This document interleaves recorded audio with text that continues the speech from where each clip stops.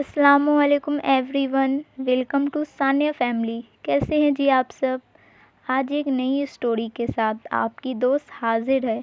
چلیے دیر نہ کرتے ہوئے آج کی یہ اسٹوری شروع کرتے ہیں۔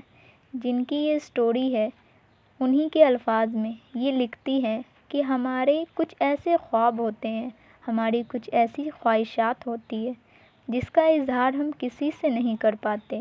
ہم چاہ کر بھی کسی سے یہ نہیں کہہ پاتے کہ میرا دل مجھ سے یہ کہتا ہے، میرا دل یہ چاہتا ہے، کیونکہ اس دنیا میں خواہشات بھی حیثیت کے حساب سے کی جاتی ہے۔ آپ کو بھلے ہی میری بات بری لگے، لیکن یہی اس دنیا کی حقیقت ہے۔ میری کہانی بھی کچھ ایسی ہی ہے، کیونکہ میں مڈل کلاس فیملی سے بلانگ کرتی ہوں۔ یوں سمجھ لیجئے ہم لوگوں نے بہت مشکل حالات دیکھے۔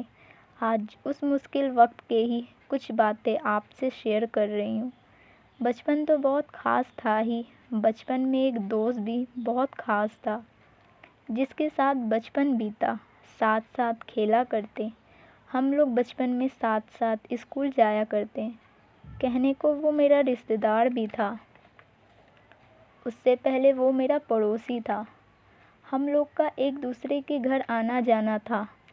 اس کی امی ہمارے گھر آتی اور میری امی نہ جانے کتنی بار اس کے گھر جاتی۔ اس کی بہن بھی میری دوست تھی، لیکن پھر کچھ یوں ہوا کہ کچھ وقت کے بعد اس کے گھر والوں نے اسے پڑھائی کے لیے باہر بھیج دیا، اور تقریباً 12 سال کے بعد وہ اپنی پڑھائی پوری کر کے واپس آیا، اور اتنا لمبا وقت ہم دونوں کے بیچ بہت ساری دوریاں لے آیا۔ اب پہلے جیسا کچھ بھی نہیں تھا، ہم دونوں کے بیچ سب کچھ بدل چکا تھا۔ وہ بڑا ہو چکا تھا، کبھی بات بھی نہیں ہو پاتی، کبھی سامنا ہوتا بھی اگر تو بس مسکرا کر چلا جاتا۔ جب وہ اتنے وقت کے بعد واپس آیا، اتنے وقت کے بعد جب ملاقات ہوئی، کچھ سمجھ ہی نہیں آیا کیا بات کی جائے، کیسے بات کی جائے۔ اس نے بھی کچھ کہا نہیں، میں نے بھی کچھ کہا نہیں، لیکن پھر ایک دن اس کی بہن نے باتوں ہی باتوں میں بتایا، بھائی کسی لڑکی کو پسند کرتے ہیں اور اسی سے شادی کی بات پر اڑے ہوئے ہیں۔ حالانکہ پاپا ان سے بے حد خفا ہیں، لیکن یہ ہے کہ اپنی ہی ضد پر ہی اڑے ہیں۔ اس کی یہ بات سن کر میرا دل گھبرا گیا۔ یہاں میں پاگل اتنے سارے بے وجہ خواب سجائے بیٹھی تھی، لیکن کہتے ہیں نا صبر کرو۔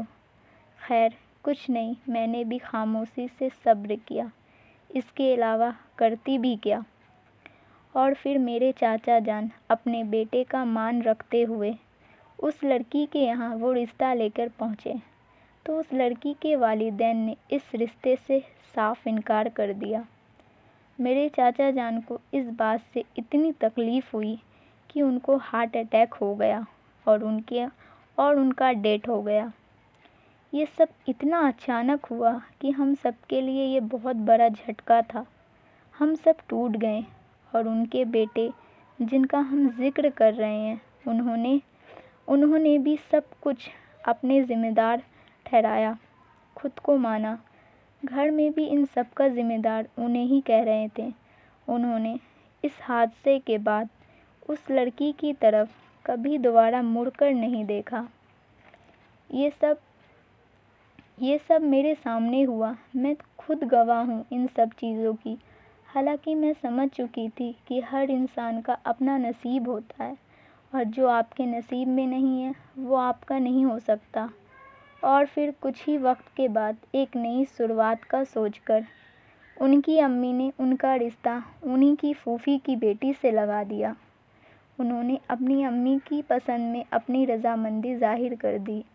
ان کے گھر میں سبھی کو یہ رشتہ بہت پسند تھا، لیکن ہوا یہ کہ اس لڑکی نے ہی اس رشتے سے انکار کر دیا۔ اور پھر دیکھیے اللہ تعالیٰ کی قدرت، جو بات میں نے کبھی کسی سے نہیں کہی، اپنی خواہش کا اظہار کبھی کسی کے سامنے نہیں کیا سوائے اللہ تعالیٰ کے، اللہ تعالیٰ نے اسے سچ کر دیا۔ اس دن اس کی امی صبح کے وقت ہمارے گھر آئی اور میری امی سے یہ کہنے لگی کہ اپنی عظمیٰ ہمیں دے دو، یہی میرے بیٹے کو سنبھال سکتی ہے۔ اور یہ کہتے کہتے وہ بہت رونے لگی، اور پھر انہوں نے مجھے بلایا اور میں نے ان کے گلے لگ کر بہت زیادہ رونے لگی۔ یقین نہیں ہوتا تھا اور آج بھی نہیں ہوتا میرے کب یہ دعا قبول کر لی اللہ تعالیٰ نے۔ میں اپنے حالات دیکھ کر، خود کو دیکھ کر کب کا پیچھے ہٹ چکی تھی، کیونکہ ان میں اور مجھ میں زمین آسمان کا فرق تھا۔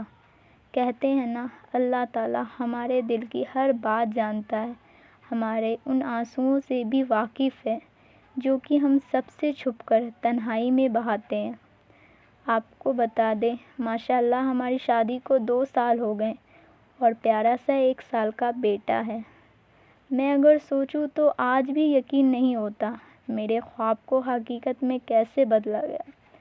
بس یہی کہوں گی کہ دعا مانگنا مت چھوڑو، دل کا حال اللہ جانتا ہے۔